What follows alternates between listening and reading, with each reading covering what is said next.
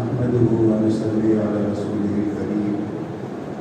أعوذ بالله من الشيطان الرجيم. بسم الله الرحمن الرحيم.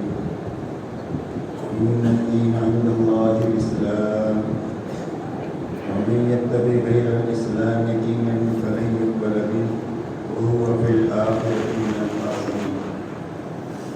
وقال الله سبحانه وتعالى: يا أيها الذين آمنوا ادخلوا في السلم كافة ولا تتبعوا خطوات الشيطان إنه لكم عدو مبين.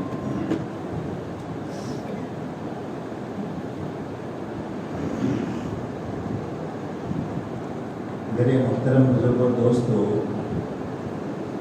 بات کے شروع ہونے سے پہلے چند باتوں کی آپ سے درخواست ہے تاکہ اس مجلس میں بیٹھنے کا پورا نفع ہمیں ملے۔ سب سے پہلی بات تو یہ ہے کہ پوری بات کو دھیان سے اور توجہ سے سننا اور آنکھیں کھول کر سننا، اس لیے کہ آنکھیں بند ہو گئی تو کان بند ہو گئی۔ مجلس میں ہونے کے باوجود بھی کوئی بات دل تک جائے گی نہیں، جب بات دل تک نہیں جائے گی وہ زندگی کے رخ کو بدلے گی نہیں۔ زندگی کے رخ کو وہ بات بدلے گی جو آدمی کے دل تک پہنچے۔ دل تک پہنچنے کا راستہ یہ ہے کہ جاگ کر سننا اور دھیان اور توجہ کے ساتھ سننا۔ دوسرا، عمل کی نیت سے سننا، اس لیے کہ اللہ کی طرف سے یہ ضابطہ ہے وَإِنَّمَا لِكُلِّ امْرِئٍ مَّا نَوَىٰ، فرمایا ہر آدمی کو وہ چیز ملے گی جس کی اس نے نیت کیا۔ اگر عمل کی نیت سے سنیں گے تو اللہ عمل کی توفیق عطا فرما دیں گے۔ جی چاہے تو نہ چاہے تو، ماحول سازگار ہو نہ سازگار ہو، ہر حال میں اللہ کرنے کی توفیق دیں گے عمل کی نیت کی وجہ سے۔ اسی کے ساتھ میں مجلس کے شروع سے لے کر اخیر تک بات کو سننا، کوئی بھی بات ہماری چھوٹنی نہیں چاہیے، اس لیے کہ پوری بات مل کر ایک کام کی شکل بنے گی۔ اگر اس میں سے کچھ چھوٹ گیا کچھ حصہ تو پھر آدمی کا کام ادھورا ہو جائے گا، اور ادھورے کام کا کبھی پورا نفع نہیں ملتا۔ اس لیے شروع سے لے کر اخیر تک پوری بات کو سنیں، کہ بھائی سنیں گے انشاءاللہ، اور جاگ کر سنیں گے۔ جاگ کر سننے کا آسان راستہ یہ ہے کہ نیچے نہیں دیکھنا، گھٹنوں میں ہاتھ نہیں ڈالنا، آنکھیں بند نہیں کرنا۔ یہ ساری نیند کے لانے کی علامتیں ہیں جس سے نیند آتی ہے۔ اور جاگتے رہنے کا آسان راستہ یہ ہے کہ بات کرنے والے کی طرف دیکھتے رہنا۔ کہاں دیکھنا؟ بات کرنے والے کی طرف دیکھتے رہنا۔ پھر بھی آنکھ بند ہو جائے تو اپنی آنکھوں کو مل کر نیند کو بھگانا، تاکہ پوری بات جاگ کر مجاہدے کے ساتھ سنی جائے، تاکہ اللہ تعالیٰ اس مجلس کا پورا نفع ہمیں بھی پہنچائے، ہمارے شہر کو اور ملک کو بھی پہنچائے اور عالم کو بھی پہنچائے۔ ٹھیک ہے انشاءاللہ۔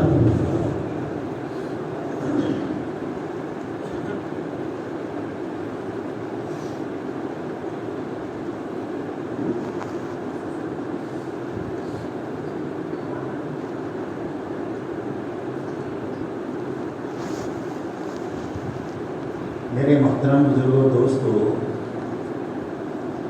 سمجھنے کی اور سمجھانے کی بات یہ ہے کہ روئے زمین پر بسنے والے ہر ایک مرد اور ہر ایک عورت کی دنیا اور آخرت کے بنانے کے لیے اللہ نے اپنے پاس سے دین اتارا ہے، اور اللہ نے اپنی سنت روئے زمین پر یہ جاری فرمائی ہے کہ جو کوئی بھی دینداری کے ساتھ جیے گا اور دینداری پر مرے گا، اللہ دنیا بھی اس کی اچھے سے اچھی بنائیں گے اور آخرت بھی اس کی اچھے سے اچھی بنائیں گے۔ اور جو بے دینی کے ساتھ جیے گا یا بے دینی پر مرے گا، اللہ نتیجتاً اس کی دنیا بھی اجاڑیں گے اور اس کی آخرت ایسی اجڑے گی کہ اس کے بعد کبھی بھی آبادی نہیں۔ اس لیے بنیادی بات یہ ہے کہ ساری انسانیت کی کامیابی کا ایک ہی راستہ ہے اور وہ راستہ صرف دین کا ہے۔ دوسری بات میرے دوستو یہ سمجھنا ہے کہ اللہ تعالیٰ نے جو دین اتارا ہے وہ آسان اتارا ہے، مشکل نہیں گزارا، اس لیے کہ اللہ اپنے بندوں پر بہت مہربان ہے۔ 70 ماؤں سے بھی زیادہ اللہ اپنے بندوں سے محبت کرتے ہیں اور رحم کرتے ہیں، تو اس رحم کے ناطے اور محبت کے راستے اللہ نے امت کو جو دین دیا ہے وہ آسان دیا ہے، مشکل نہیں دیا۔ اس لیے قرآن نے یہ فرمایا کہ اللہ تمہارے لیے آسانی چاہتے ہیں، اللہ تمہارے لیے تنگی نہیں چاہتے، اور دین میں تمہارے لیے کوئی تنگی نہیں رکھی بلکہ دین میں آسانی رکھی۔ حضور پاک علیہ الصلوۃ والسلام جو دین لے کر آنے والے ہیں وہ یہ فرماتے ہیں الدین یسر، فرمایا دین تو بہت آسان ہے۔ اور اللہ تعالیٰ نے قرآن پاک میں اعلان فرما دیا لا یکلف اللہ نفسا الا وسعها، فرمایا کسی آدمی کو بھی اللہ نے اس کی طاقت سے زیادہ کا مکلف بنایا ہی نہیں ہے۔ اللہ نے ہر ایک کو اتنے احکامات دیے ہیں جن احکامات کو پورا کرنا اس کے بس میں ہے، جو بس میں نہیں ہے اس کا حکم اللہ نے نہیں دیا۔ ایک آدمی زکوٰۃ نہیں دے سکتا ہے تو اس پر زکوٰۃ فرض نہیں کی گئی، ایک حج میں نہیں جا سکتا ہے تو اس پر حج نہیں فرض کیا گیا، لیکن سارے نماز روزہ کر سکتے ہیں تو اس میں اللہ تعالیٰ نے سب پر نماز روزے کو فرض فرمایا، اور اس میں بھی اللہ نے یہ آسانی فرما دیا کہ آپ بیماری کی وجہ سے وضو نہیں کر سکتے ہیں تو آپ تیمم کر لیں، آپ کھڑے ہو کر نہیں پڑھ سکتے بیٹھ کر پڑھ لیں، بیٹھ کر نہیں پڑھ سکتے سو کر پڑھ لیں، آپ سفر میں عشاء کی 17 رکعت نہیں پڑھ سکتے ہیں، آپ 3 رکعت فرض پڑھ لیں، آپ 3 رکعت وتر پڑھ لیں، 2 رکعت فرض پڑھ لیں، تو ہم آپ کو 17 رکعت کا ثواب دیں گے، اس لیے کہ اللہ نے دین کو آسان فرمایا۔ اس لیے حدیث پاک میں آتا ہے کہ ایک آدمی جوانی میں تندرستی میں اپنے گھر پر رہتے ہوئے خوب محنت مجاہدہ عبادت ریاضت کرتا ہے، لیکن بیمار ہو گیا یا بوڑھا ہو گیا یا اپنے گھر سے سفر میں چلا گیا، جس کی وجہ سے وہ عبادت نہیں ہو پاتی جو جوانی میں اور تندرستی میں اور گھر پر ہوتی تھی، تو فرمایا کہ اس بڑھاپے میں بیماری میں اور سفر میں نہ کرنے کے باوجود بھی جوانی کی عبادت لکھی جائے گی، تندرستی کی عبادت لکھی جائے گی، اور اپنے مقام پر کی عبادت لکھی جائے گی، چاہے سفر میں کمی کوتاہی کے ساتھ میں، اس لیے کہ اللہ نے دین کو آسان بنایا ہے۔ یہ اچھی طرح سمجھنا ہے اور امت کو سمجھانا ہے کہ بھی دین کام کامیابی ہے، اور دین پر چلنا ہر آدمی کے لیے ہر زمانے میں آسان ہے، اس لیے کہ زمانے آپ کے میرے اعتبار سے ہے، اللہ کے سامنے تو سب حال ہی حال ہے، کوئی ماضی نہیں ہے کوئی مستقبل نہیں ہے، سارے زمانے اللہ کے سامنے ایسے ہیں جیسے بالکل سامنے ہیں۔ تو ہر زمانے میں انسانوں کی کیا حالت رہے گی، ان کی کیا استعداد رہے گی، اس سب کو سامنے رکھ کر اللہ نے آسان دین عطا فرمایا۔ لیکن میرے محترم دوستو، اگر امت میں چلا پھرا جائے محلوں میں، بازاروں میں، شہروں میں، ملکوں میں، دیہاتوں میں، تو ایک بات کھل کر جو ہمارے سامنے آتی ہے وہ یہ آتی ہے کہ آج امت کے لیے سب سے زیادہ جو چیز مشکل بنی ہوئی ہے وہ دین مشکل بنا ہوا ہے۔ آپ کو دنیا میں کہیں بھی یہ نہیں ملے گا کہ لوگوں نے تجارت چھوڑ دی ہو، یا کھیتی چھوڑ دی ہو، یا ملازمت چھوڑ دی ہو، یا ڈاکٹری انجینئرنگ چھوڑ دی ہو، یا محنت مزدوری چھوڑ دی ہو، سارے دنیا کے کام ہو رہے ہیں، اگر کوئی چیز چھوٹی ہوئی ہے تو امت میں سے دین چھوٹا ہوا ہے۔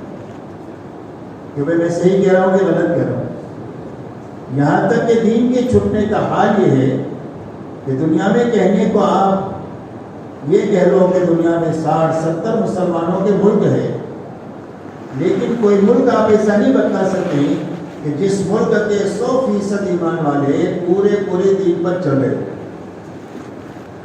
ملک آپ چھوڑے، کوئی صوبہ نہیں بتا سکتے، صوبے سے نیچے کوئی تحصیل نہیں بتا سکتے، اور تحصیل سے نیچے کوئی گاؤں، جس گاؤں میں 3000 مسلمانوں کے گھر ہوں اور جس میں 30,000 بالغ مرد اور عورتیں رہتی ہوں اور وہ پورے کے پورے دینداری کے ساتھ جی رہے ہوں، ایسا ایک گاؤں بتانا ہمارے لیے مشکل ہے۔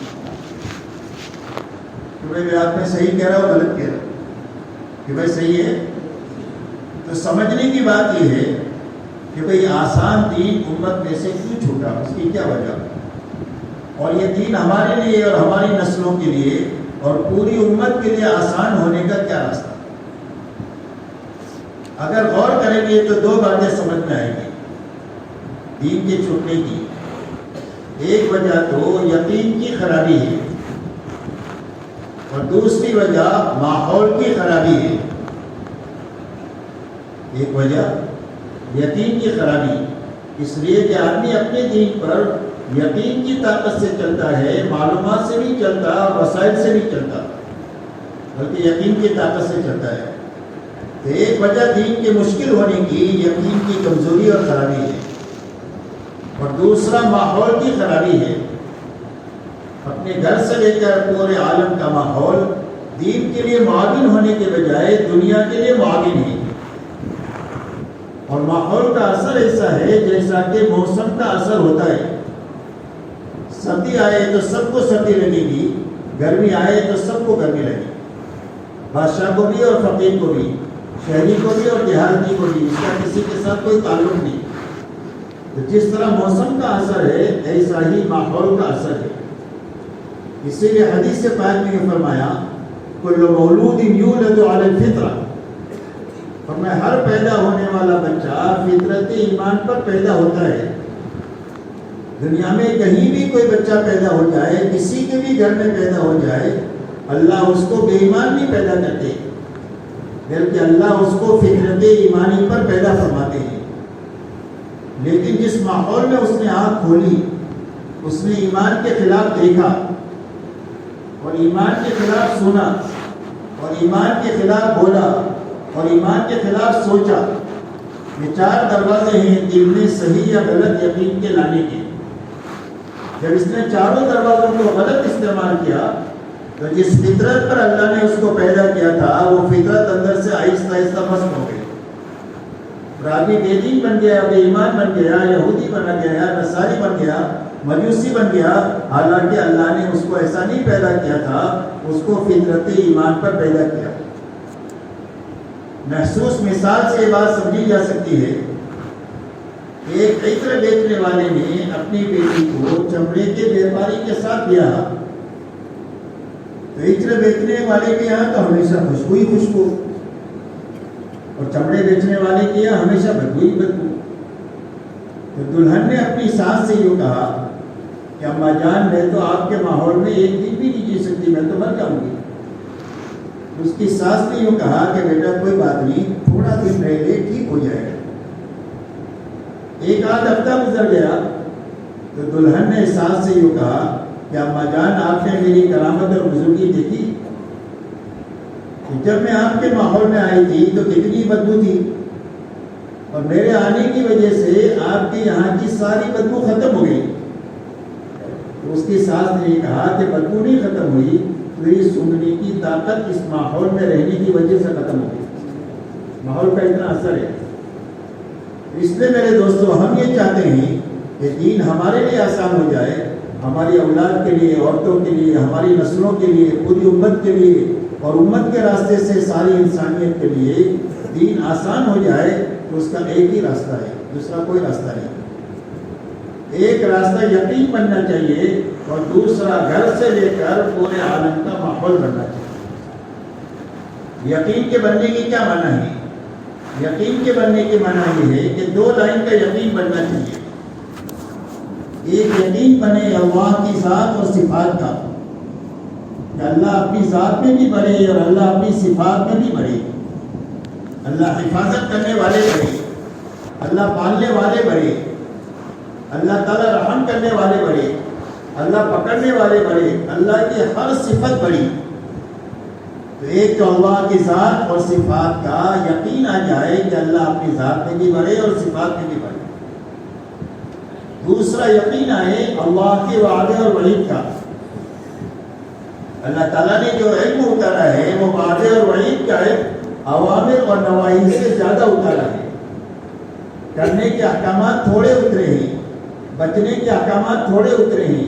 ہاں فضائل کا علم بہت زیادہ اترا ہے کہ جب کرنے کے کام آپ کریں گے تو اللہ کیا انعامات دیں گے، اور نہ کرنے کے کاموں سے جب بچیں گے تو اللہ کیا انعامات دیں گے، اور نہیں بچیں گے تو کتنی بڑی وعید اور دھمکی ہوگی اور عذاب ہوگا. یہ 2 لائن کا علم اللہ تعالیٰ نے اتارا ہے. مثال سے سمجھے کہ آدمی سچ بولے گا تو نجات ملے گی، سچ بولنے پر نجات کا وعدہ ہے. اور آدمی جھوٹ بولے گا تو ہلاک ہو جائے گا، تو جھوٹ پر ہلاکت کی وعید ہے.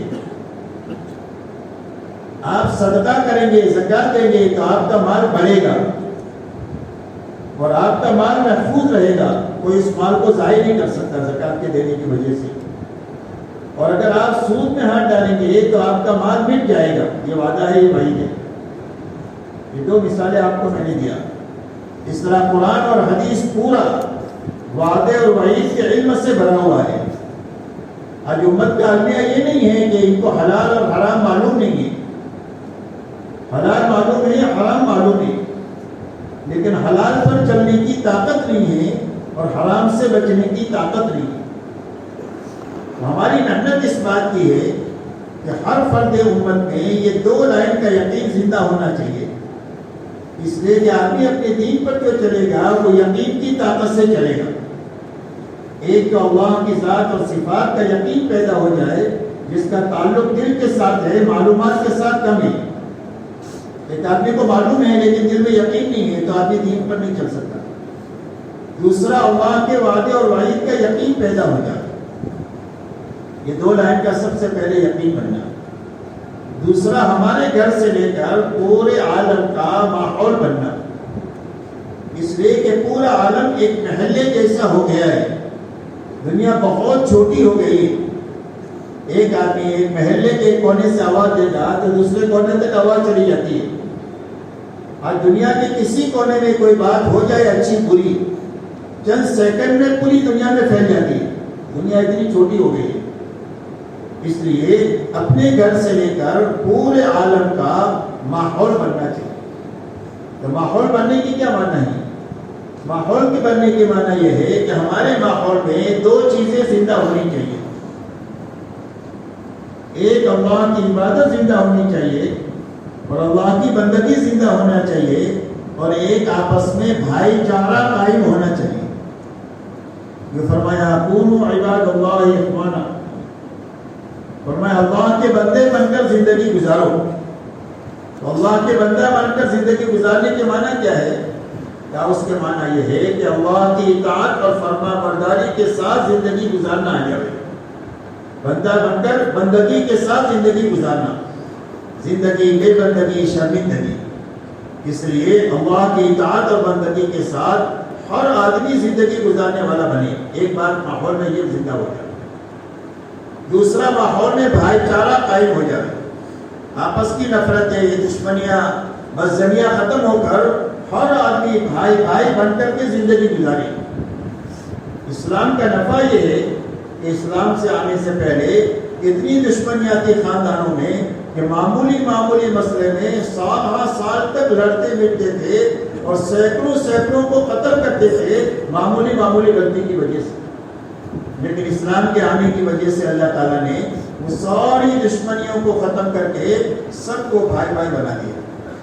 اللہ تعالیٰ قرآن میں احسان جتاتے ہیں. یاد کرو زمانے کو کہ جب تم آپس میں سارے دشمن تھے، اللہ نے تمہارے پر احسان فرمایا کہ نعمت اسلام کے ذریعے سے تم سب کو بھائی بھائی بنا دیا.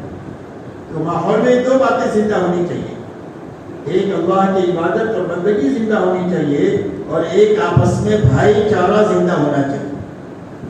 کہ گھر ہے تو سارا محبت کے ساتھ جی رہا ہے، محلہ ہے تو سارا محبت کے ساتھ بھائی بھائی بن کر جی رہا ہے، شہر ہے تو سارا بھائی بھائی بن کر کے جی رہا ہے، ملک ہے تو بھائی بھائی بن کر کے جی رہا ہے. اور عالم ہے تو سارے ایک دوسرے کے خیر خواہ ہے اور سارے ایک دوسرے کی بھلائی چاہنے والے ہیں، کوئی کسی کا بڑکا نہیں ہے۔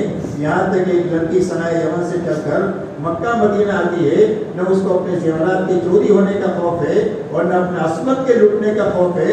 ایک آدمی عراق سے مدینہ منور آیا، اس کو پوچھا تو نے لوگوں کو کیسا پایا؟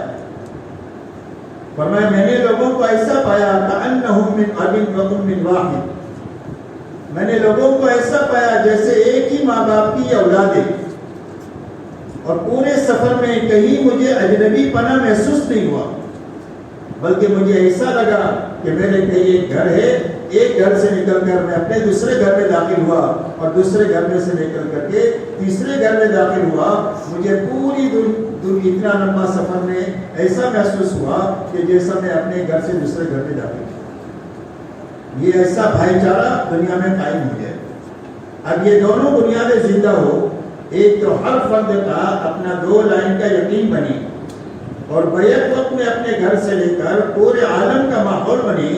اس کے لیے اللہ جل شانہ نے حضور پاک علیہ الصلوۃ والسلام کو ایک تو پورا دین لے کر بھیجا اور ہر فرد امت میں دین پر چلنے کی طاقت پیدا ہو جائے اور بیک وقت میں ماحول میں دین زندہ ہو جائے۔ اس کے لیے آپ کو اعمال نبوت لے کر کے بھیجا کہ جن اعمال نبوت میں مشغولی کی وجہ سے بیک وقت میں فرد بنے گا اور بیک وقت میں ماحول بننا شروع ہوگا، محنت کے بقدر ماحول بننا شروع ہوگا، گھر سے لے کر عالم کا بیک وقت میں کام ہوگا۔ یہ دونوں چیزیں ایک ساتھ ہو، اس کے لیے اللہ تعالیٰ نے آپ کو اعمال نبوت لے کر کے بھیجا۔ اور اعمال نبوت میں سب سے پہلا عمل جو ہے وہ دعوت اللہ ہے کہ انسانوں میں چل پھر کر کے سب سے پہلے انسانوں کو اللہ کا تعارف کرانا کہ اللہ کتنے بڑے ہیں، اللہ کی قدرت کتنی بڑی ہے، اللہ کے خزانے کتنے بڑے ہیں، اللہ کے احسانات انسانوں پر کتنے ہیں، کہ اس راستے سے لوگوں کو اللہ کا اتنا تعارف کرایا جائے کہ لوگوں کے دلوں میں اللہ محبوب بن جائے۔ اس لیے کہ انسان احسان کا غلام ہوتا ہے۔ جب لوگوں کو اللہ کے احسانات یاد رہیں گے تو لوگ اللہ کے بندے بن کر جینا شروع ہوں گے۔ اس لیے سب سے پہلے آپ کو دعوت اللہ کا کام دیا گیا کہ بے طلب بندوں میں جہاں پر بھی یہ ہے وہاں جا کر آپ ان میں طلب پیدا کرنے کے لیے سب سے پہلے ان کا تعلق اللہ سے قائم کرنے کی آپ کوشش کریں۔ یہ پہلی بنیاد ہے دعوت کی۔ دوسری بنیاد یہ ہے کہ لوگوں کو یہ سمجھاؤ کہ اتنے بڑے اللہ سے فائدہ اٹھانے کا راستہ ملک و مال کا نہیں ہے، بلکہ اللہ تعالیٰ نے کرنے کے لائن کے کچھ احکامات دیے ہیں اور بچنے کے لائن کے اللہ نے کچھ احکامات دیے ہیں۔ جب کرنے کے کام کریں گے اور بچنے کی چیزوں سے بچیں گے تو اللہ خوش ہو کر کے اللہ سب سے پہلے ہماری آخرت بنا دیں گے۔ اس لیے کرنے کا نفع سمجھانا اور بے دینی کا نقصان سمجھانا، یہ دوسری بنیاد ہے۔ تیسری بنیاد یہ ہے لوگوں کے اندر میں چل پھر کر کے زندہ کرنے کی کہ انسانوں کو یہ بات سمجھایا جائے کہ جب اللہ کے حکموں کو پورا کریں گے اور اللہ کی نافرمانی سے بچیں گے تو اللہ ہماری آخرت بنا دیں گے، جو بہت لمبی چوڑی زندگی ہے، کبھی ختم نہیں ہوگی۔ وہاں کی ہر چیز لامحدود ہے۔ آپ اندازہ لگائیں کم سے کم درجے کا جو جنتی ہوگا اس کو دنیا سے 10 گنا بڑی جنت دی جائے گی، تو آخرت کتنی بڑی؟ تو لوگوں کو آخرت سمجھائی جائے، وہاں کی نعمتیں سمجھائی جائے، وہاں کے عذابات سمجھایا جائے، تاکہ کچھ نعمت کے شوق میں عمل کرے، کچھ عذاب کے ڈر سے کرے، کچھ اللہ کی محبت میں اللہ کا کام کرے، اللہ کے حکموں پر چلے۔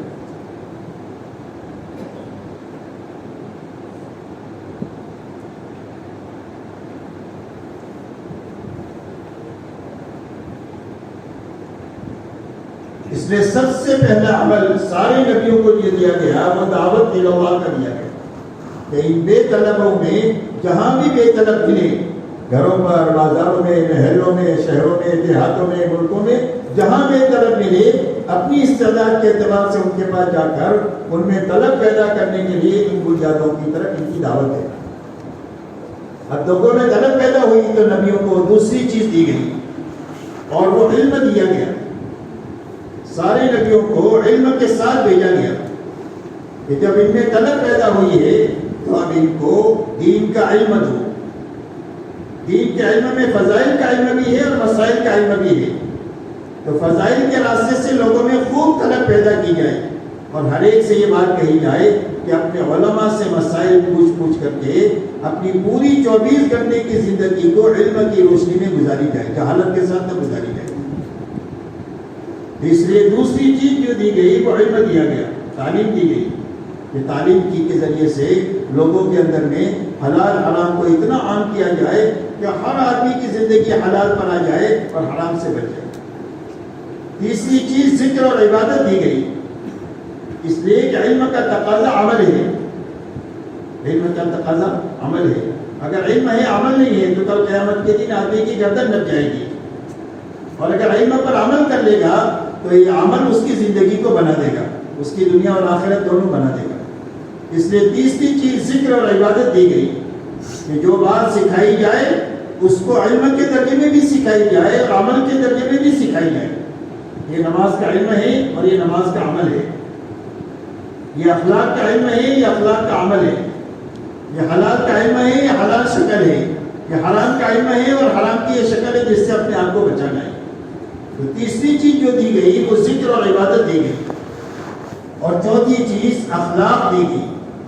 یہ 4 اعمال نبوت ہے, دعوت ہے, علم ہے, ذکر ہے اور اخلاق ہے. کہ اپنی جان مال سے اللہ کی مخلوق کو راحت پہنچانا ہے, کسی سے کچھ لینا نہیں ہے. نہ بڑے بننے کے جذبے سے کام کرنا ہے اور نہ کسی سے ایک پائے کی امید رکھ کر کے کام کرنا ہے. اس لیے کہ دنیا میں سب سے بڑے 2 فتنے ہیں, چاہے دینداروں میں آئے یا بے دینوں میں آئے, ان راستے سے فتنے دنیا میں آتے ہیں اور بڑے بڑے فتنے آتے ہیں. ایک حب مال ہے اور ایک حب جاہ ہے. ایک تو مال کی محبت ہوتی ہے کہ میں مال کی وجہ سے دنیا میں فتنے پیدا ہوتے ہیں. ایک سے لے کر لاکھوں اربوں خربوں کا جو دنیا میں مسائل ہے وہ مال کی محبت کی وجہ سے ہے.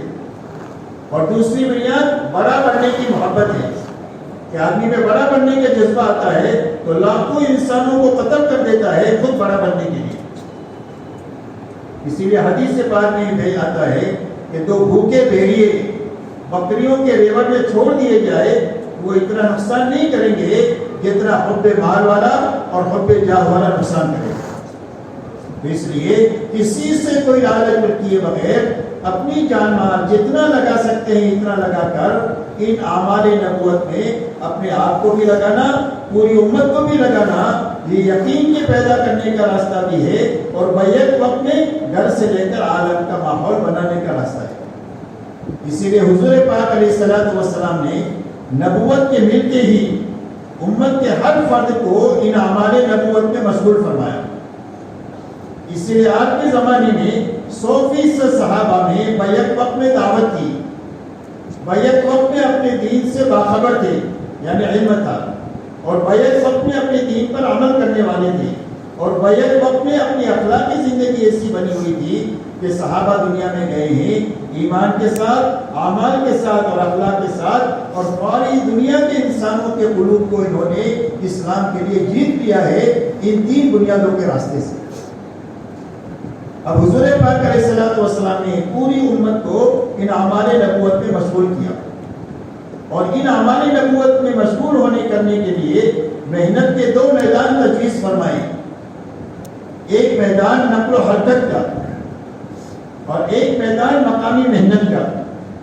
اس لیے آپ کی محنت کے نتیجے میں 2 ہی جماعتیں وجود میں آئی, تیسری کوئی جماعت نہیں ہے, یا تو مہاجرین ہیں یا انصار ہیں. اور اللہ تعالیٰ نے قرآن پاک میں فرمایا والسابقون الاولون من المہاجرین والانصار والذین اتبعوهم بإحسان رضی اللہ عنہم ورضوا عنہ. فرمایا سابقین اولین مہاجرین و انصار نے کی, اور جو ان کے پیچھے پیچھے صفت اخلاص اور احسان کے ساتھ چلا اللہ ان سے بھی راضی ہو گیا اور پیچھے چلنے والوں سے بھی اللہ راضی ہو گیا. تو اللہ کی رضا ان 2 لائنوں میں ہے, ایک ہجرت میں اور ایک نصرت میں, 2 جماعتیں مہاجرین اور انصار. اب حضور پاک صلی اللہ علیہ وسلم نے پوری امت کو ایک تو حرکت دیا کہ امت پھرے دنیا میں. کیسے پھرے؟ فرمایا اپنی جان اور مال کو لے کر پھرے.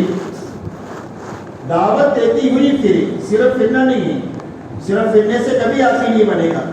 مولانا الیاس صاحب رحمۃ اللہ علیہ کا ملفوظ ہے کہ جو علم اور ذکر کے بغیر پھریں گے اور دعوت کے اعمال کے بغیر پھریں گے، فرمایا یہ پھرنا آوارہ گردی سے زیادہ اس کی کوئی حیثیت نہیں ہے۔ اس لیے فرمایا ایک تو محنت آپ نے نقل و حرکت کی امت کی زندہ فرمائی کہ ہر آدمی اپنے گھر بار کو چھوڑ کر کے دنیا میں پھرے، کیا کرتا ہوا پھرے، اور میں دعوت دیتا ہوا پھرے۔ دعوت کی بنیادیں میں نے بتائی تھی، دین کو سیکھتا اور سکھاتا ہوا پھرے، اپنے دین پر عمل کرتے ہوئے پھرے، اور اپنی جان مال کو اللہ کے مخلوق پر خرچ کرتا ہوا پھرے، کسی سے کوئی امید لگے بغیر۔ اور جب پھر کر یہ واپس آ جائے تو انہی اعمال کو اپنی مسجد میں یہ قائم کرے، اس لیے کہ اللہ نے ہدایت کا مرکز مسجد کو بنایا ہے۔ ان اول بیت وضع للناس للذی ببکۃ مبارکا وہدی للعالمین، فرمایا سب سے پہلا گھر جو انسانوں کے نفع کے لیے بنایا گیا ہے وہ مکے میں بنایا گیا ہے۔ اس کی شان کیا ہے؟ فرمایا اس میں برکت کی شان ہے اور اس میں ہدایت کی شان ہے۔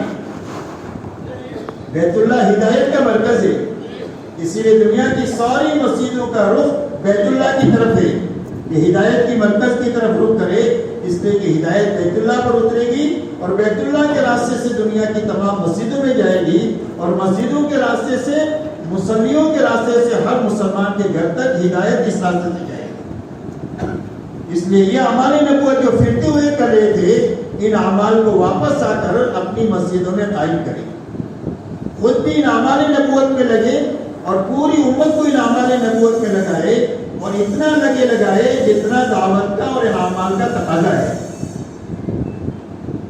گھر کاروبار میں ہم کتنا لگتے ہیں؟ گھر کاروبار میں اتنا لگتے ہیں جتنا گھر کاروبار کا تقاضا ہوتا ہے، تو اتنا ہی لگتے ہیں۔ اگر کاروبار کا تقاضا 8 گھنٹے کا ہے تو 8 گھنٹے لگاتے ہیں، 10 گھنٹے کا ہے تو 10 گھنٹہ لگاتے ہیں۔ عید کی رات میں پوری رات کا تقاضا ہے تو پوری رات دکان کھلی رہتی ہے، تو اور اپنے گھر میں 8 گھنٹہ لگاتے ہیں، کبھی 10 گھنٹہ لگاتے ہیں۔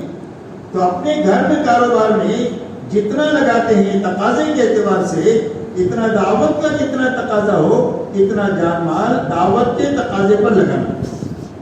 اس لیے کہ حضور پاک علیہ الصلوۃ والسلام کے زمانے میں پوری امت کی جان مال دعوت پر اتنی لگائی جتنا دعوت کا تقاضا تھا۔ اس زمانے میں تشکیل 3 دن کی نہیں تھی اور چلنے کی بھی نہیں تھی، 4 مہینے کی بھی نہیں تھی، اس زمانے میں تشکیل کام کی تھی۔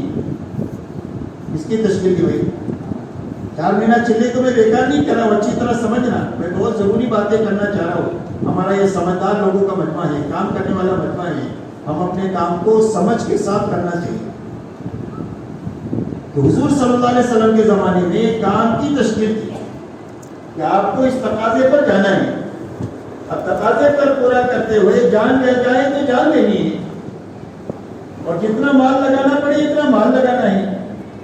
اگر اللہ کے راہ میں پیارے ہو گئے تو آخرت ایسی اچھی بنے گی کہ کبھی بھی وہاں سے تمہاری آخرت گزرے گی، اور اگر اللہ نے کامیابی کے ساتھ واپس لوٹا دیا تو غازی بن کر کے واپس آ جاؤ گے۔ صرف کام کی تشکیل تھی، لیکن وہاں تک پہنچانے کے لیے اللہ نے یہ کام ہم کو عطا فرمایا ہے کہ اس کام کو ایسے اچھے طریقے سے کرے کہ جس طریقے سے کرتے کرتے ہم وہاں تک پہنچے جہاں پر صحابہ تھے۔ اس لیے کہ ہماری منزل چلہ 4 مہینہ نہیں ہے، بلکہ ہماری منزل 2 صحابہ ہے۔ مولانا الیاس صاحب رحمۃ اللہ علیہ سے پوچھا گیا کہ آپ اس محنت سے کیا چاہتے ہیں؟ فرمایا میں اس محنت سے یہ چاہتا ہوں کہ امت اس محنت کو کرتے کرتے دین کی اس سطح پر پہنچ جائے جس سطح پر حضور صلی اللہ علیہ وسلم امت کو چھوڑ کر گئے تھے۔ یہ ہماری منزل ہے۔ تو ہماری منزل کیا ہے؟ ہماری منزل صحابہ ہے کہ ہم کہاں تک جانا چاہتے ہیں؟ ہم وہاں تک جانا چاہتے ہیں جہاں تک صحابہ تھے۔ تو صحابہ کہاں تک تھے؟ فرمایا صحابہ میں 2 چیزیں ایک ساتھ پائی جاتی تھی۔ ایک تو پورا دین اپنی حقیقت کے ساتھ پایا جاتا تھا، 100% صحابہ میں پورا دین اپنی حقیقت کے ساتھ پایا جاتا تھا، ادھورا دین نہیں تھا جیسے آج کے زمانے میں ہے کہ کرنے کے کام کچھ ہو رہے کچھ چھوٹے ہوئے۔ بچنے کے کچھ کاموں سے بچے ہوئے ہیں, کچھ چیزوں سے نہیں بچتے, ایسا ادھورا کیجیے. تو ادھورے دین پر دنیا میں مصیبتیں آئے گی اور پورے دین پر اللہ کی تائید اور مدد آئے, رحمتیں آئے گی. ایک تو 100% صحابہ میں پورا دین اپنی حقیقت کے ساتھ پایا جاتا تھا. دوسرا 100% صحابہ نے اپنی جان اور مال کو اللہ کے دین کے مقابلے میں بے قیمت بنایا. کہ اللہ کے دین کے مقابلے میں ہماری جان کی کوئی قیمت نہیں, ایک جان بھی لگا سکتے ہیں, لگانا پڑے گھرانے کو تو گھرانے کو لگا سکتے ہیں, اگر برادری کو لگانا پڑے تو برادری کو لگا سکتے ہیں. اس لیے مدینہ والوں نے حضور صلی اللہ علیہ وسلم سے یوں کہا کہ آقا آپ کے دین کے کام کے لیے اگر پورے مدینہ کو داؤ پر لگانا پڑے گا تو پورے مدینہ کو داؤ پر لگا دیں گے آپ کی حمایت اور مدد میں, اس لیے کہ آپ بڑے اور آپ کا دین بڑا. تو اپنی جان اللہ کے دین کے مقابلے میں بے قیمت بنائی. دوسرا اپنا مال اللہ کے دین کے مقابلے میں بے قیمت بنایا کہ ہمارے مال کی کوئی قیمت نہیں. اگر اللہ کے دین کے لیے خون کا آخری قطرہ بہانا پڑے تو خون کا آخری قطرہ اللہ کے دین کے لیے بہایا جائے گا, اور اگر اللہ کے دین کے لیے اپنے مال کی آخری پائی لگانی پڑے تو گھر میں جھاڑو مار کر بھی لگایا جائے گا, اس لیے کہ اللہ بڑے اور اللہ کا دین بڑا. یہ صحابہ کی دو بنیادیں ہیں. ہماری محنت امت کو وہاں تک پہنچانے کے لیے ہے کہ امت کا ایک معتد بھی طبقہ, پوری امت نہیں, امت کا ایک معتد بھی طبقہ اگر وہاں تک پہنچ جاتا ہے تو اللہ اس مجمع کے ہاتھوں دنیا میں وہ خیر لائیں گے جو خیر اللہ صحابہ کے راستے سے دنیا میں لائے گے. اگر یہ تھوڑے ہوں گے تو اللہ اپنی تائید سے ان کو زیادہ کر دیں گے, اور اگر ان کے پاس کمزوری ہوگی تو اللہ اپنی تائید کے ذریعے سے ان کو قوی بنا کر کے اللہ ان سے کام لے لیں گے, اور دنیا کی کوئی بھی بڑے سے بڑی طاقت ان کا بال بیکا نہیں کر سکتی ہے جن کی زندگی میں دو بنیادیں زندہ ہو جائیں.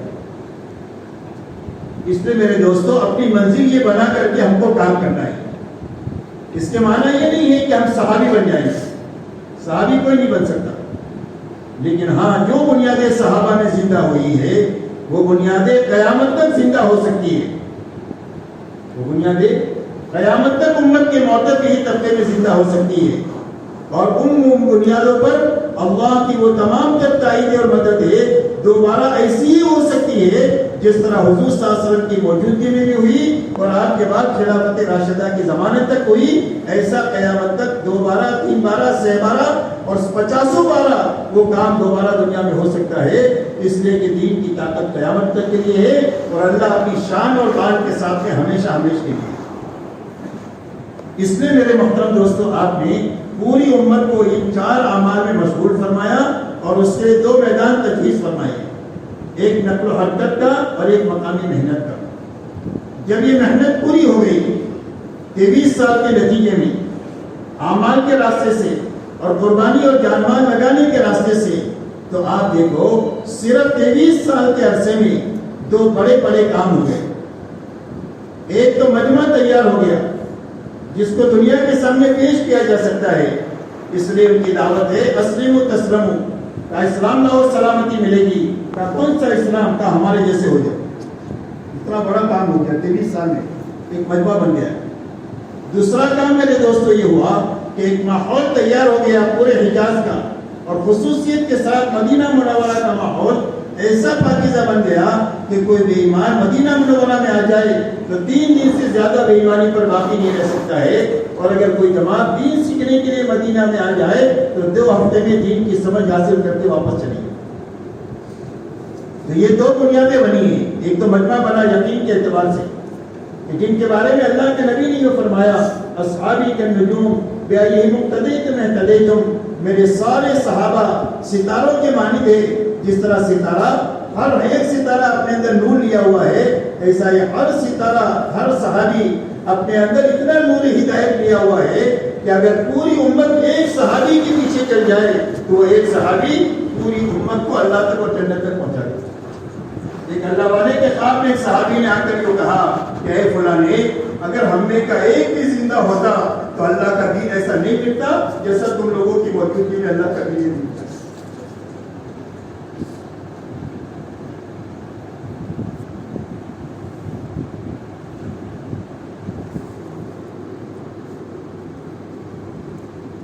اس لیے میرے دوستو دین کے آسانی کے لیے دو بنیادیں ہوئی. ایک یقین بننا چاہیے 2 لائن کا، اور ایک گھر سے لے کر عالم کا ماحول بننا چاہیے. یقین بنا ماحول نہیں بنا تو بھی دین پر چلنے میں دشواری آئے گی.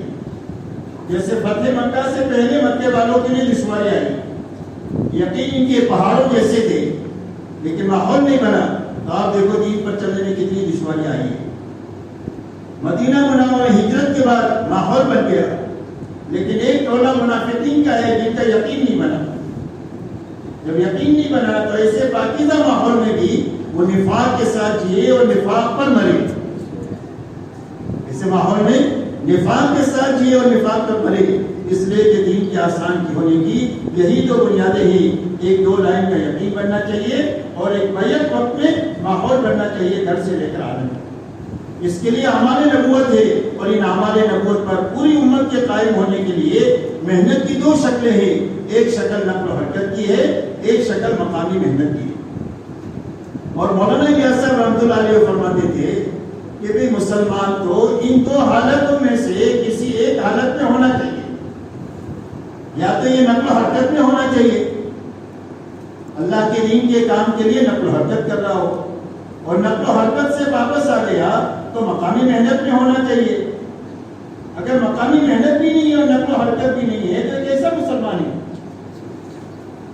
جس کی زندگی میں نقل و حرکت بھی نہیں ہے اور جس کی زندگی میں مقامی محنت بھی نہیں ہے تو فرمائے کیسا مسلمان ہے؟ اس لیے مسلمان کے لیے یہی 2 بنیادیں ہیں، یا تو نقل و حرکت ہو یا پھر مقامی محنت ہو.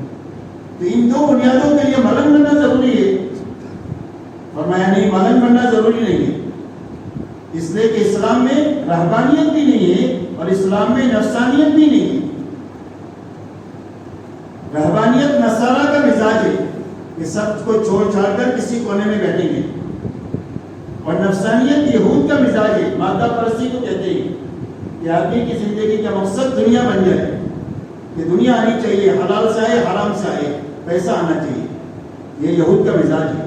اور اسلام ان دونوں کے بیچ کا صراط مستقیم ہے کہ ہر مسلمان کی گھریلو زندگی ہوگی اور ہر مسلمان کی کاروباری زندگی ہوگی، لیکن دینداری کے ساتھ ہوگی اور دین کی محنت کے ساتھ ہوگی.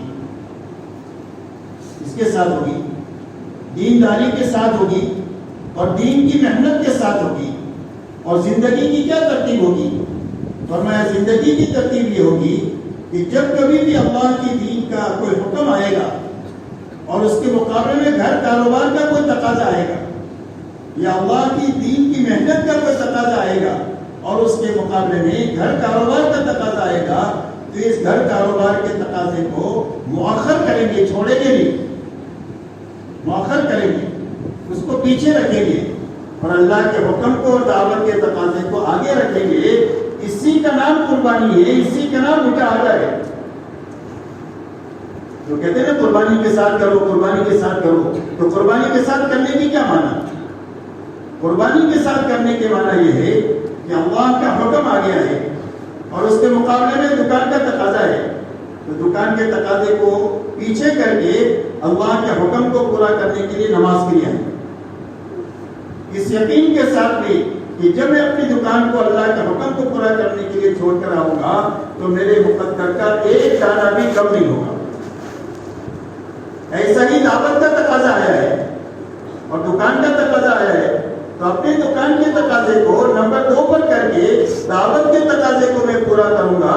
اور جب دعوت کے تقاضے کو میں پورا کروں گا تو اللہ تعالیٰ میرے مقدر کے ایک دانے میں کمی نہیں کریں گے، بلکہ اللہ وہ برکت دیں گے کہ صدیوں تک میں اور میری اولاد کھاتی رہے اور ختم ہو کر کے نہیں دے. اس لیے کہ قربانی کا راستہ دروازہ اتنا بڑا دروازہ ہے اللہ کے یہاں سے رہنے کا کہ اس سے بڑا دروازہ دنیا میں کوئی نہیں. یہ سارے چھوٹے بڑے دکان کے دروازے ہیں، دکان ہے، ہوٹل ہے، فیکٹری ہے، زمین ہے، مزدوری ہے، یہ معمولی دروازے ہیں. سب سے بڑا اللہ سے لینے کا دروازہ جو ہے وہ قربانی کا دروازہ ہے. ہمارا المیہ یہ ہے کہ وہ جو بارڈر ہے وہ بارڈر ہم پار ہی نہیں کرتے.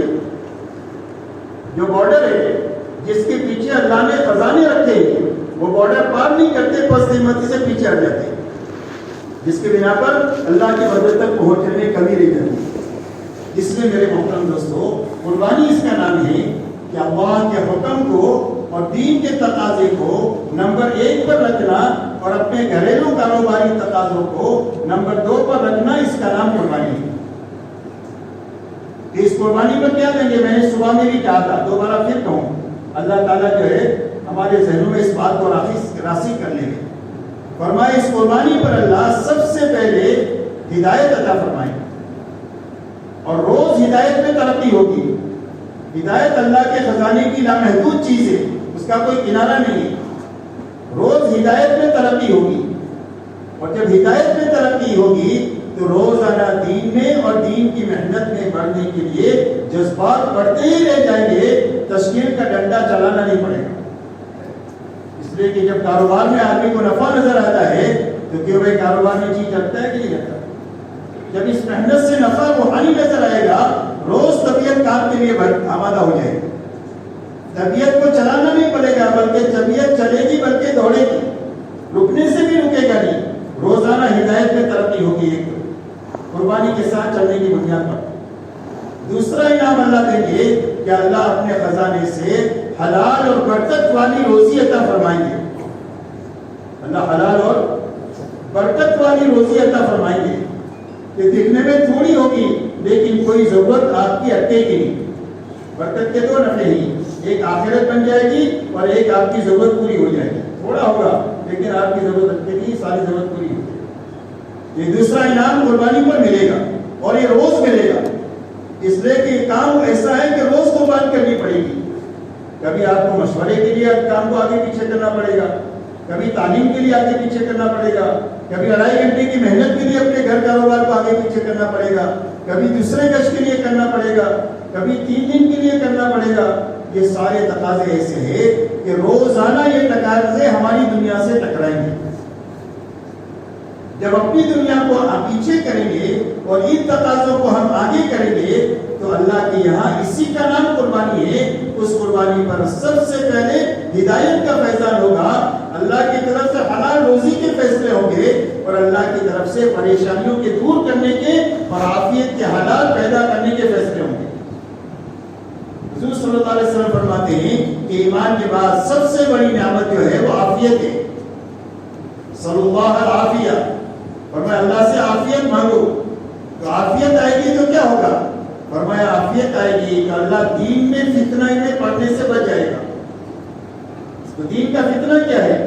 کہ آدمی کی عقیدہ خراب ہو جائے، یا آدمی کسی عمل پر ہے اور عمل چھوٹ جائے، دعوت کا کام تھا چھوٹ گیا، یہ فتنے میں پڑ گیا۔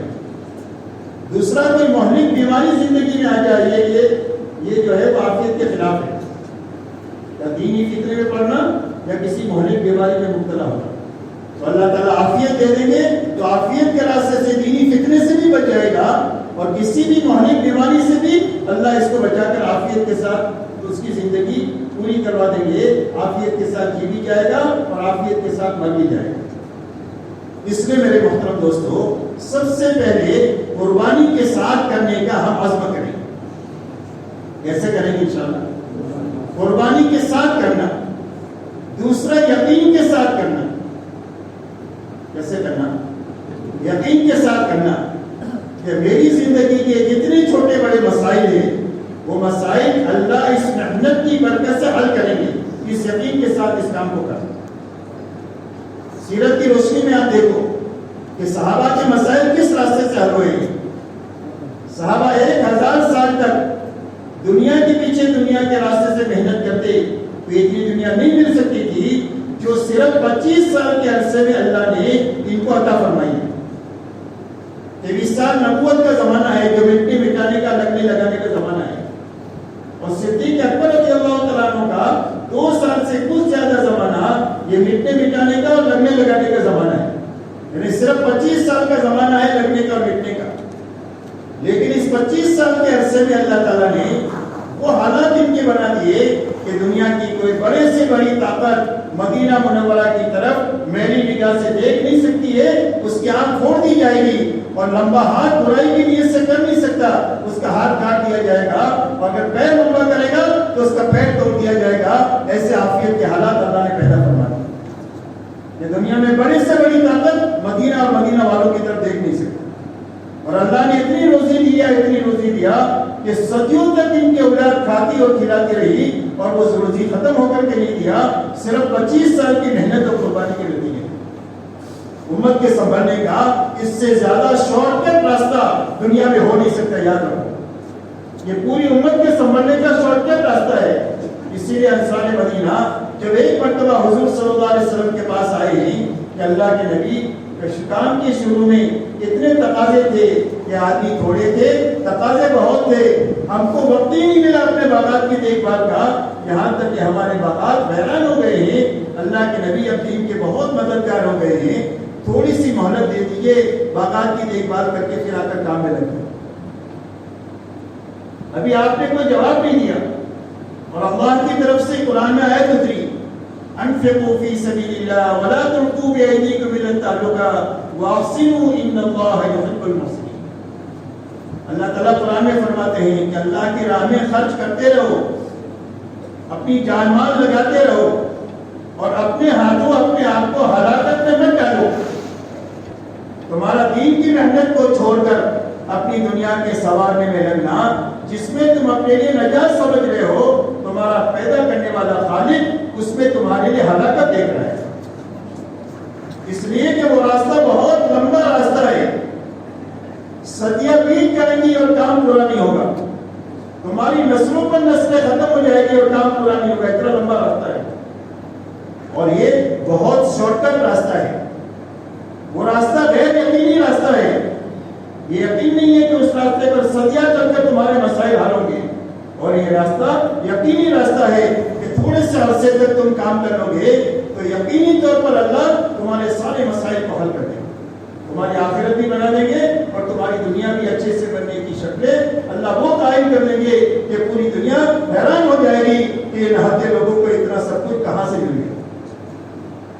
اس لیے یہ راستہ یقینی راستہ ہے, شارٹ کٹ راستہ ہے. اس راستے میں اپنے آپ کو لگائے رکھو اور امت کو لگائے رکھو, اور اپنے ہاتھوں اپنے آپ کو ہلاکت میں مت ڈالو, اور نیکی کی راہ پر چلتے رہو. اللہ نیکی کاروں کو بہت محبوب رکھتے ہیں, اور جب محبوب رکھیں گے تو ان کو کبھی ضائع نہیں ہونے دیں گے.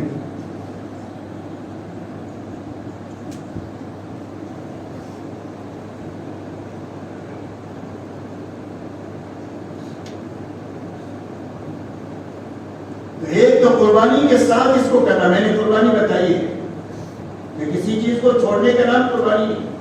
ہم تو اتنے کمزور ہیں, کیا چھوڑ سکتے ہیں کہ بھائی کیا چھوڑ دیں. 3 دن کھانا, 3 گھنٹے 3 ٹائم کھانا نہ کھاؤ تو کھڑا بھی نہیں ہو سکے گا, نہ کھانا چھوڑ سکتے, کچھ نہیں چھوڑ سکتے. چھوڑنے کا حکم ہی نہیں ہے, صرف آگے پیچھے کرنے کا حکم ہے. اللہ اس کو قربانی کا نام دیتے ہیں. میرے بندے نے میرے حکم کو پورا کرنے کے لیے میری اپنی دنیا کو آگے پیچھے کیا, میں اس کو کبھی ضائع نہیں ہونے دیا. میرے دین کے کام کے لیے اس نے اپنی دنیا کو آگے پیچھے کیا, اپنے گھر کے راحت آرام کو آگے پیچھے کیا, میں تو اس کو کبھی ضائع نہیں ہوتا. اللہ اس کو قربانی کا نام دے. ایک قربانی کے ساتھ کرنا, ایک یقین کے ساتھ کرنا, تیسرا عظمت کے ساتھ کرنا کہ کبھی کیا کبھی چھوڑا, سہولت ہوئی تو کیا, سہولت نہیں ہوئی تو چھوڑا, مجبوری ہوئی تو چھوڑا, فرصت ہوئی تو کیا. فرمایا یہ ڈھیر ہوتا ہے, کام نہیں ہوتا, یاد رکھو. اور ڈھیر پر اللہ کا کوئی بھی وعدہ نہیں ہے. ہر عمل کو عظمت کے ساتھ کرنا. یہ اعمال نبوت وہ ہے جو حضور صلی اللہ علیہ وسلم کے جسم اطہر سے نکلے ہوئے ہیں, اور ایسا نہیں ہے کہ ایک دن نکلے ہوئے ہیں. پورے 23 سالہ زندگی انہی اعمال نبوت میں آپ کی گزری ہے.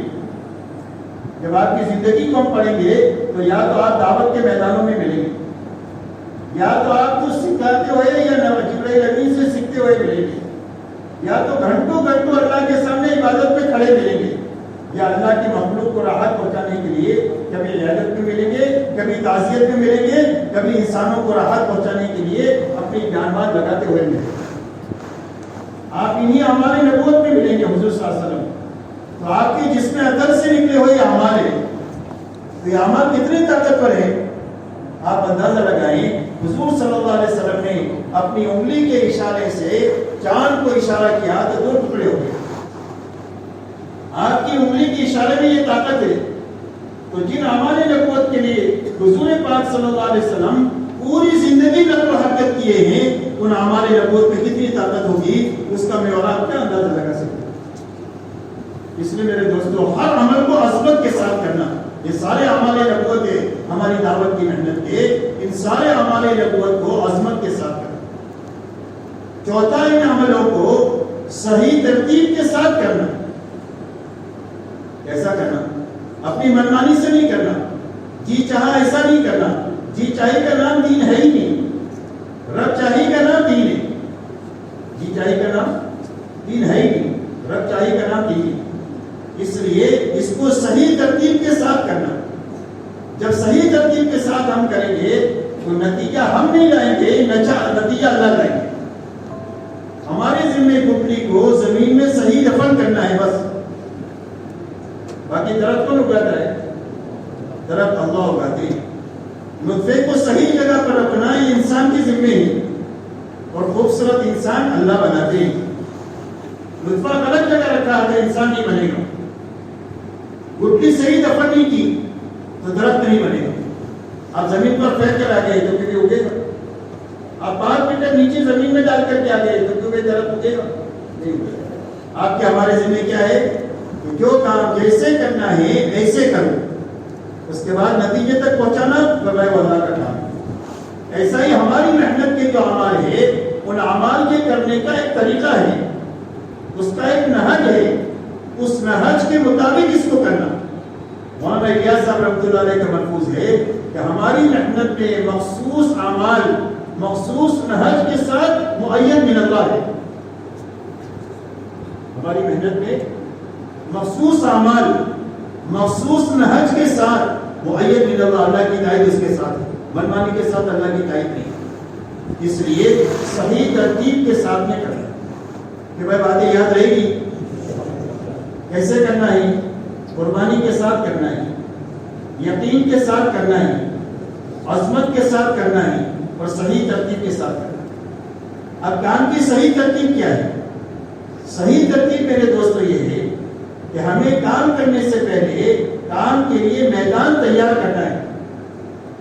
فٹ بال کھیلنے سے پہلے لوگ میدان تیار کرتے پھر فٹ بال کھیلتے ہیں، کرکٹ کھیلنے سے پہلے کرکٹ کا میدان بناتے پھر کرکٹ کھیلتے ہیں، کیونکہ پتھروں میں کھیلتے ہیں، میدان میں کھیلتے ہیں، میدان کا صاف ہموار کرتے ہیں۔ ایسا ہی پہلے دعوت کے کام کے لیے اپنا میدان ایسا ہموار کرنا کہ دعوت کا کام ہمارے لیے آسان ہو جائے۔ میدان کے ہموار کرنے کے کیا معنی ہے؟ میدان کے ہموار کرنے کے معنی یہ ہے کہ کام کرنے سے پہلے محنت کی 2 شکلیں اچھی طرح محنت کے راستے سے تیار کرو۔ ایک تو سب سے پہلے اپنی مسجد میں خروج کا نظام سوچو، بیٹھ کر کیا کس کا نظام سوچو؟ خروج کا، کہ ہمارے یہاں نقل و حرکت کو بڑھانے کے لیے کیا راستہ؟ اس لیے کہ ہماری محنت میں کل سے میں کہہ رہا ہوں کہ 2 چیزیں ہیں، ایک کام صحیح کرنا ہے اور ایک پورا کرنا ہے۔ تو صحیح کرنے کے لیے بھی ہم کو سمجھنا پڑے گا، اور کتنی مقدار ہے اس کو پورا کرنے کے لیے بھی سمجھنا پڑے گا، کتنا کرنے سے کام ہوگا۔ تو مقدار کی بڑھانے کے لیے سب سے پہلے خروج بڑھانے کی ترتیب کو سوچنا اپنی مسجدوں میں، کہ ہماری مسجدوں سے زیادہ جماعتیں کیسے نکلے، اس کے لیے ہم کیا کر سکتے ہیں۔ کتنی جماعتیں نکلے؟ اتنی جماعتیں نکلے جتنی اس مسجد پہ استعداد ہے۔ دیکھو صبح میں جو ہمارے سامنے کارگزاری میں آئی کہ بھئی ہمارے پاس میں اتنے 4 مہینے والے ہیں، اتنے چلے والے ہیں، اتنے سال والے ہیں، یہ جتنا عملہ بھی آپ نے بیان کیا، کیوں بھئی عملہ آپ کے شہر کی ان مسجدوں کے اطراف میں ہیں جہاں آپ رہتے ہیں، یا شہر چھوڑ کر کسی جنگل میں چلے گئے؟ یہ کہاں ہے؟ یہ جن مسجدوں میں آپ رہتے ہیں ان مسجدوں کے اطراف میں ہی تو ہے۔ تو جتنا بھی عملہ آپ کی مسجد کے اطراف میں ہی 4 مہینہ لگایا ہوا ہے، چلہ لگایا ہوا ہے، سال لگایا ہوا ہے، یا 3 دن کے ذریعے سے محنت میں آیا ہوا ہے، تو وہ سارے عملے کو سامنے رکھ کر آپ خروج کی ترتیب سوچیں کہ ہماری مسجد کے اندر میں الحمدللہ 50 آدمی ہیں، جس میں 10 آدمی ایسے ہیں کہ جو جماعت چلا سکتے ہیں، 20 آدمی ایسے ہیں کہ جو ان کے معاون بن سکتے ہیں۔ 20 آدمی کیا ہے؟ جماعت تو نہیں چل سکتے ہیں لیکن معاون بن سکتے ہیں.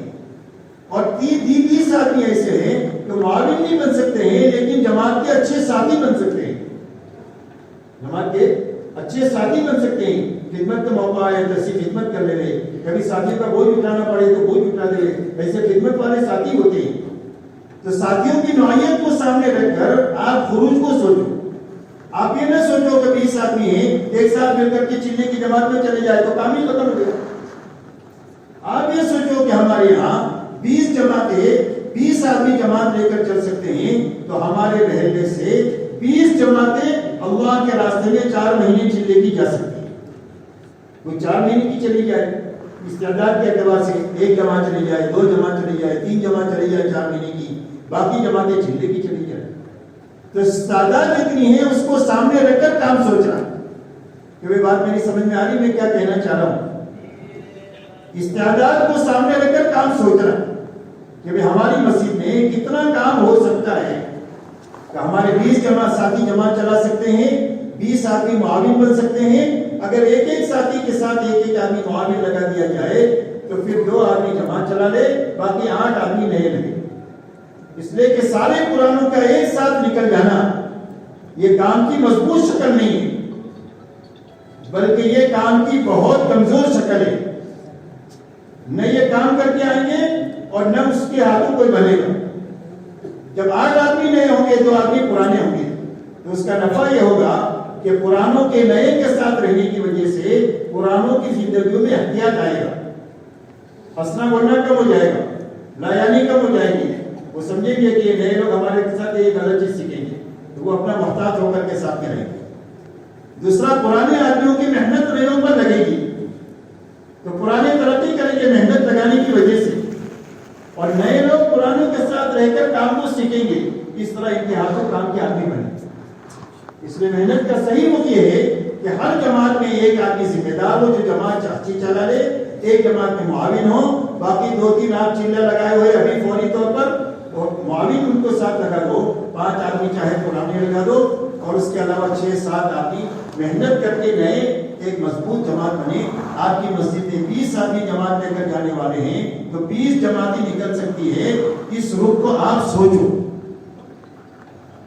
کون نکالے گا 20 جماعتیں بھائی؟ تمہیں کون نکالے گا؟ اللہ نکالیں گے. تم میں ایک فرد کو نہیں نکال سکتے.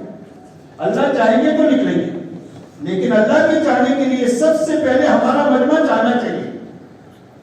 جب ہمارا مجمع کسی بات کو سوچے گا تو اللہ بھی اس کو وجود میں دینے کا ارادہ کرے گا. جب اتنا مجمع کسی کام کو سوچے گا کہ ہم کو ایسا ہی کرنا ہے تو اللہ کہیں گے ایسا ہی ہوگا, ہم ایسا کروا دیں گے تمہارے سے.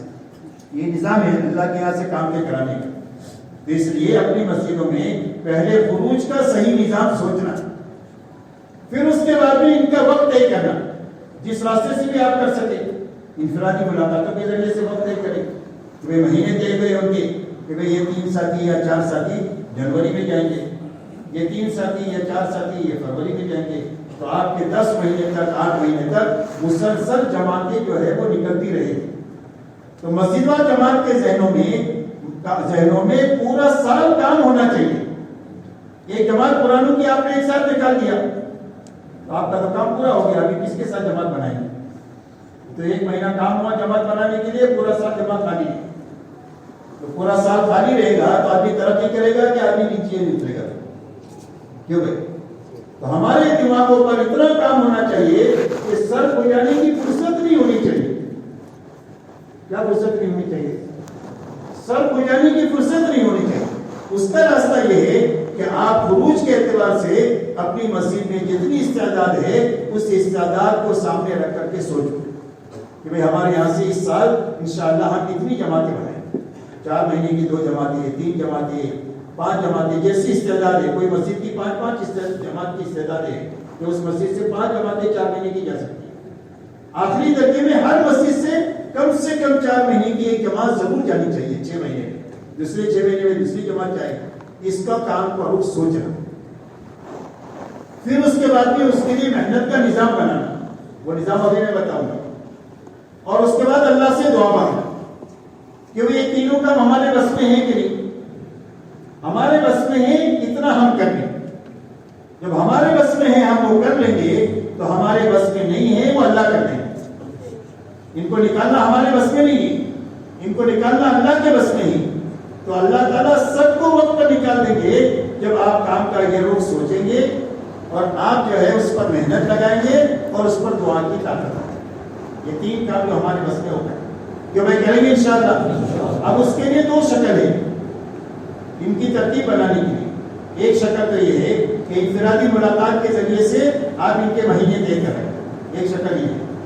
دوسری شکل یہ ہے کہ ہفتہ 10 دن 15 دن آپ اپنے محلے کے سارے پرانے ساتھیوں پر محنت کر کے ایک ایک کا ذہن بنا کر کے 2-1 گھنٹے کے لیے ان کو آپ جوڑ لیں.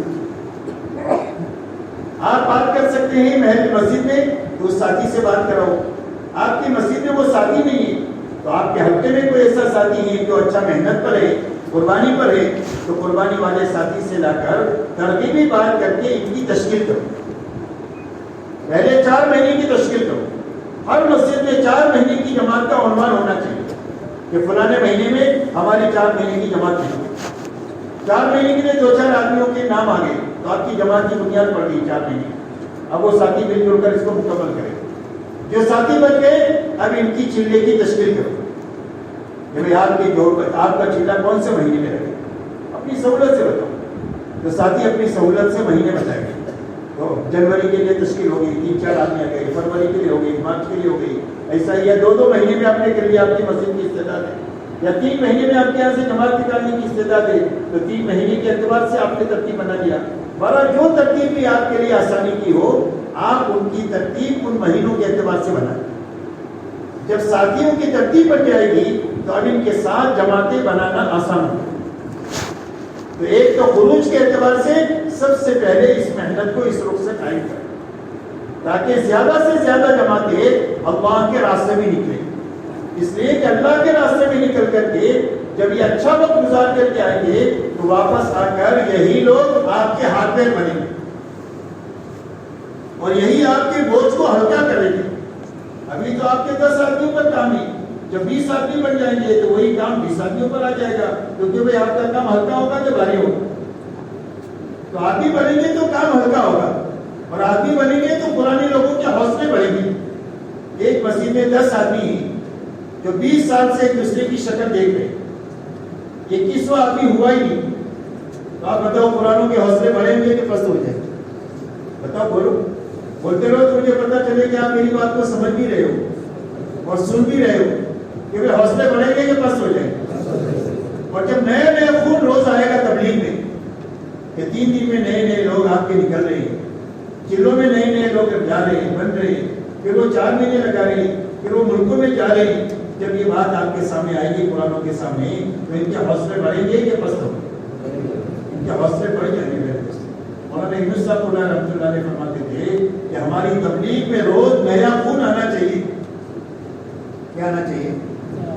تبلیغ میں روز نیا خون آنا چاہیے. 3 دن میں روز نئے لوگ آنے چاہیے. نماز میں روز نئے لوگ نمازی بننا چاہیے. چلے میں نئے لوگ جانا چاہیے. 4 مہینے میں نئے لوگ جانا چاہیے.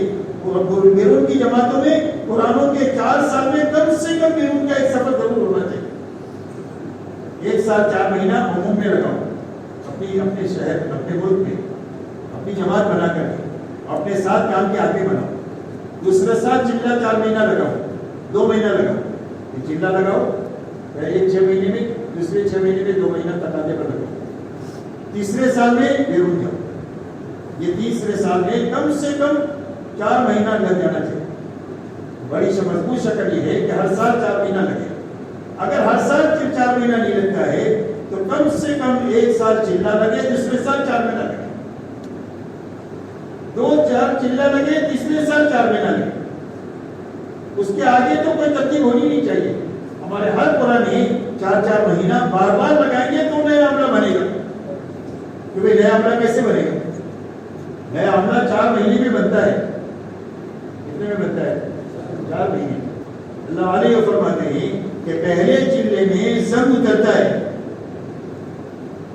دوسرے چلے میں دین کا رنگ چڑھتا ہے اور تیسرے چلے میں کام کا ڈھنگ آتا ہے کہ کام کو کیسے کرنا. تو 4 مہینے میں آدمی بنے گی. تو ہم جب مرے تو اپنے پیچھے ایک عملہ چھوڑ کر کے مرنا چاہیے، باندھ بن کر کے نہیں مرنا چاہیے کہ پوری زندگی تبلیغ کیا اور ایک آدمی بھی نہیں بنا. یہ تبلیغی باج بنا ہے. جیسے عورت باج ہوتی ہے نا، ایک بچہ بھی نہیں جنتی، اس کو باج کہتے ہیں. ایسا تبلیغی باج بنا یہ ہے کہ زندگی میں تبلیغ کیے ایک آدمی بھی کام کا بنا ہی نہیں. یہ تبلیغی باج بنا ہے. تو باج بن کر نہیں مرنا چاہیے، بلکہ اپنے پیچھے عملہ چھوڑ کر کے جانا چاہیے. بات سمجھ میں آ رہی ہے؟ 4 مہینے کی جماعتیں، چلوتوں کی جماعتوں کا اپنے مسجد میں ترتیب بنانا. ترتیب بنانے کی ترتیب جو میں نے کہی سمجھ میں آئی ہے. اس راستے سے ہر مسجد کے اندر میں اس کی محنت کرنا. جو بھائی کریں گے، کون کون کرے گا یہ بتاؤ؟ ماشاءاللہ ماشاءاللہ ماشاءاللہ. اللہ تعالیٰ بہت قبول فرمائے، بہت قبول فرمائے. ایک تو یہ خروج کے اعتبار سے یہ ترتیب بنا. دوسرا میرے دوستو، اب یہ جماعتیں ہماری مکمل بنی اور 100% ہمارے محلے کا مزاج دینی بنی، اس کے لیے اپنے محلے میں محنت کی ترتیب بنانا. تو محلے میں محنت کی کیا ترتیب ہے؟ محلے میں محنت کی ترتیب یہ ہے کہ ابھی اس وقت میں آپ کی مسجد میں 10 آدمی کام پر ہے. بھلے آدمی تو 100 ہے، لیکن آپ کے پاس ابھی محنت میں 10 ہی آدمی ہیں.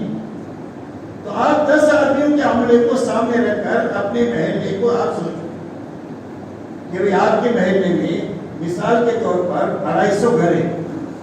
مثال کے طور پر کہ آپ کے محلے میں 4 محلے میں ہیں، 4 محلے ہیں یا 5 محلے ہیں. یہ ایک محلے میں 50 گھر ہیں. یا آپ کی مسجد کے اطراف میں 5 بلڈنگیں ہیں جس میں 250 مکانات ہیں. مثال کے طور پر 250 گھر ہیں. آپ کے پاس 10 ساتھی ہیں. آپ 10 ساتھیوں میں 2 ساتھیوں کی آپ 5 جماعت بنا. کیا کر دو؟ 2 آدمیوں کی آپ 5 جماعت بنا اور 250 گھروں کو آپ 5 جماعتوں پر تقسیم کر دو. یہ بلڈنگ میں یہ 1 نمبر کی جماعت کام کرے، اس بلڈنگ میں یہ 2 نمبر کی جماعت کام کرے. اس طرح 5 حلقوں میں، 5 محلوں میں، 5 بلڈنگوں میں 5 جماعتوں کو تقسیم کر دو کہ ہر جماعت یہاں کام کرے. تو آپ کا کام آسان ہو گیا کہ روز آپ کو جماعت بنانے کی محنت ختم ہو گئی. جماعت تو بن گئی آپ کی، یہ جماعت کام کرے گی. دوسرا یہ کہ کس کی ملاقات کرنا ہے یہ سوچنے کا آپ کا کام بھی آسان ہو گیا. ہر جماعت کو معلوم ہے کہ مجھے کیا کام کرنا ہے.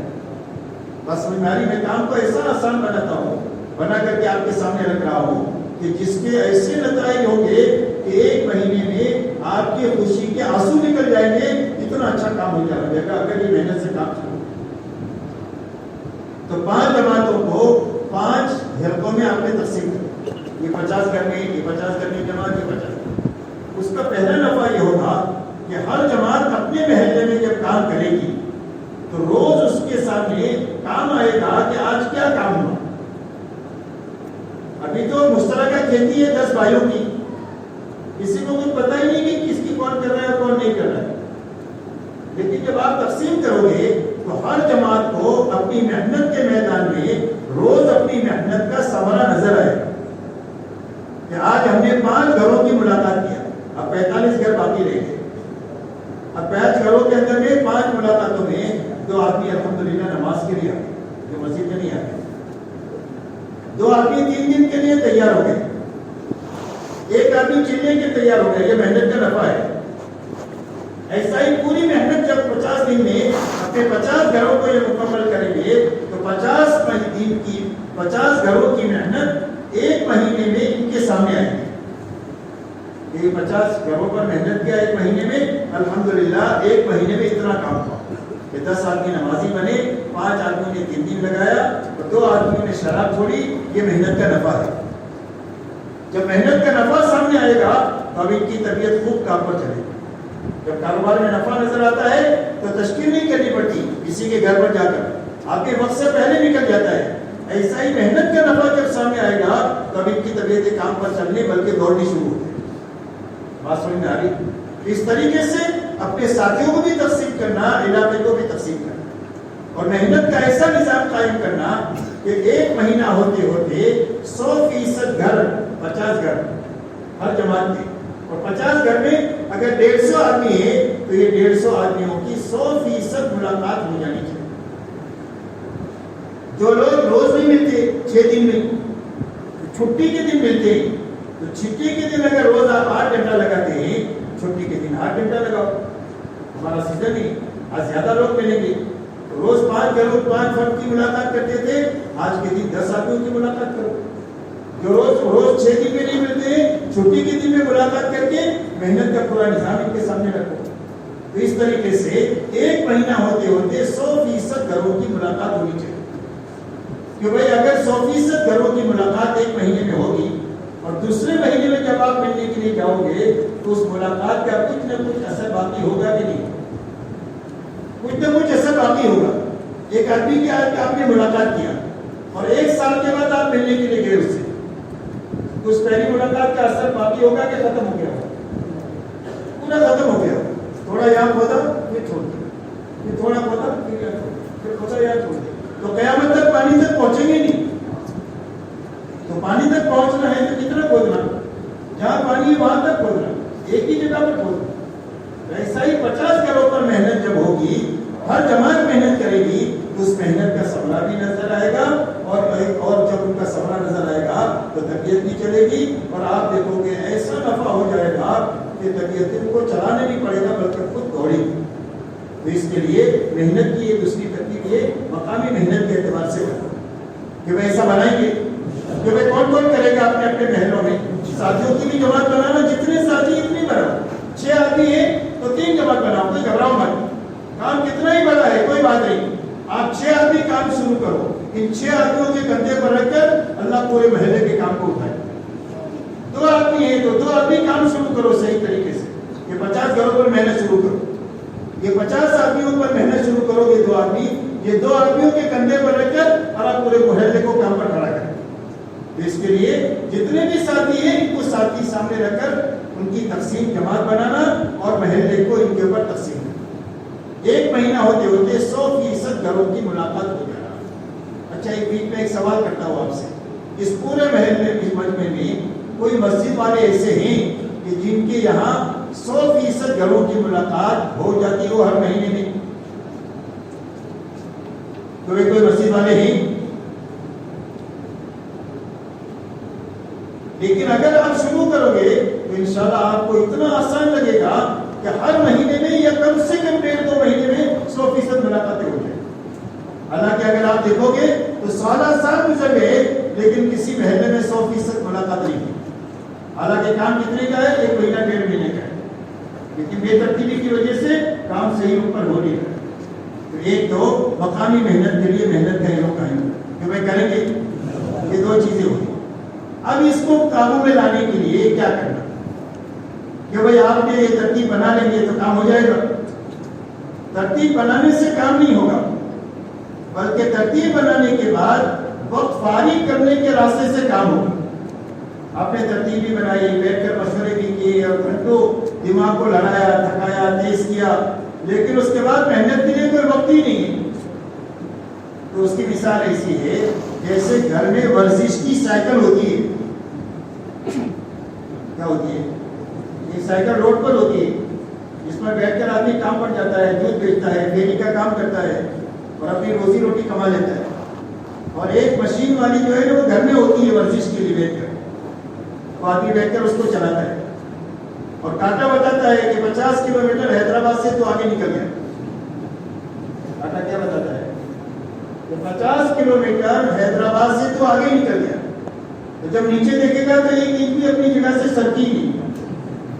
ابھی ہماری تبلیغ کا حال ایسا ہے تبلیغ کا حال ہمارا ایسا ہے. اس لیے اگر ہم یہ چاہتے ہیں کہ تھوڑے سے عرصے میں ہماری ساری کمزوری ختم ہو کر کے کام کئی گنا بڑھ جائے تو اس کے لیے روزانہ ہم کو وقت فارغ کرنا پڑے گا. کہ بھائی کتنا وقت فارغ کرنا پڑے گا؟ دیکھو انصاف کا تقاضا یہ ہے کہ آدھا دن مسجد کا آدھا دن کاروبار کا. آدھی رات مسجد کی آدھی رات گھر کی. یہ مدینہ والوں کی ترتیب ہے. نیت کرو کہ انشاءاللہ ہم کو وہاں تک جانا ہے کہ بھائی جانا ہے. کس کو جانا ہے؟ اللہ ہم سب کو وہاں تک لے جائے انشاءاللہ. اب دوسری ترتیب یہ ہے کہ 8 گھنٹہ آپ کے گھر کا 8 گھنٹہ کاروبار کا 8 گھنٹہ تبلیغ کا 8 گھنٹہ گھر کا. اور 8 گھنٹہ کاروبار، 8 گھنٹہ تبلیغ، 1/3 روزانہ تبلیغ۔ بتاؤ اس مجمع میں 8 گھنٹہ لگانے کے لیے کون تیار ہے؟ ماشاء اللہ اللہ قبول فرمائے۔ ایک ساتھ لگا سکتے، ایک ساتھ لگاؤ، ایک ساتھ نہیں لگا سکتے 2 حصوں میں لگاؤ۔ جو صبح لگا سکتے ہیں 4 گھنٹہ صبح 4 گھنٹہ لگاؤ، شام کو 4 گھنٹہ لگا سکتے ہیں 4 گھنٹہ لگاؤ۔ اچھا جو حضرات 8 گھنٹہ نہیں لگا سکتے ہیں کہ بھائی 2.5 گھنٹہ تو لگا سکتے ہیں کہ نہیں لگا سکتے؟ تو یہ بتاؤ 2.5 گھنٹہ روزانہ کون لگائے گا پابندی کے ساتھ؟ گھڑی دیکھ کر 2.5 گھنٹہ لگانا ہے کہ بھائی 2.5 گھنٹے میں کتنی منٹ ہوتی ہے؟ کتنی منٹ ہوتی ہے؟ سب یاد ہے کہ بھول گئے تبلیغ میں لگے 150 منٹ روزانہ، 150 منٹ دعوت کے کام میں لگانی ہے۔ بتاؤ 150 منٹ لگانے کے لیے کون کون تیار ہے؟ ماشاءاللہ اللہ بہت قبول فرمائے، اللہ ہماری ساری رکاوٹوں کو دور فرمائے، اللہ نفس اور شیطان کے چکر سے ہم کو نکال دے اور اللہ ہمیں اپنا بنا دے، اور اللہ تعالیٰ ہم سے قبولیت کے ساتھ کام لے لے، اس لیے کہ مسئلہ قبولیت کا ہے، مسئلہ کام کا نہیں، مسئلہ ہے قبول ہونا چاہیے، قبول ہوگا تو ملے گا، ورنہ جہاں تک دین کی تائید کا کام ہے اللہ فاسق اور فاجر سے بھی کام لے لیتے ہیں، کام ہو جائے گا لیکن فاسق اور فاجر کو ملے گا کچھ نہیں۔ تاریخ میں ملتا ہے عثمان کا میدان احد میں اس نے 10 کافروں کو قتل کیا، میدان میں واہ ہو گئی عثمان عثمان عثمان عثمان۔ حضور صلی اللہ علیہ وسلم کو اطلاع ہوئی تو آپ نے فرمایا وہ جہنمی ہے، اور اس کو ایک زخم لگا، اسے برداشت نہیں ہوا اور خنجر مار کر حرام اور موت کر جہنم میں چلا۔ کام اتنا بڑا ہوا 10 آدمیوں کو اکیلے نہیں نکلایا، لیکن مردود ہے، مقبول نہیں۔ آپ کو ہمارے زمانے میں ملے گا ایک فاسق کے ہاتھوں ختم نبوت کی حفاظت کا کام اللہ نے ایک ملک میں لیا، لیکن اس فاسق کو ملے گا کچھ۔ ابو طالب 42 سال تک حضور صلی اللہ علیہ وسلم کی حمایت کا کام کیا اللہ نے، لیکن وہ مقبول نہیں سے نہیں۔ اس لیے میرے دوستو ہمیں ہر وقت میں اپنے عمل کو قبول کرانے کی فکر میں لگے رہنا چاہیے، اور اس کے لیے شرط یہ ہے قربانی کے ساتھ میں اچھی طریقے سے کرتے ہوئے اپنی محنت کی نفی کرنا اور اللہ کی طرف کام کو منسوخ کرنا کہ اللہ ہمارے سے کچھ نہیں ہوگا، آپ کے کرنے ہی سے ہوگا، آپ ارادہ کریں گے تو ہی ہوگا ورنہ نہیں ہوگا۔ تو اپنی محنت کی نفی کرنا اور اپنے کام کو اللہ کی طرف منسوخ کرنا، ٹھیک ہے بھائی؟ تو اس طریقے سے روزانہ 2.5 گھنٹہ لگا۔ اب 2.5 گھنٹہ لگانے کے لیے کام کی کیا ترتیب ہے؟ 2.5 گھنٹے کس میں لگا؟ سب سے پہلے تو کام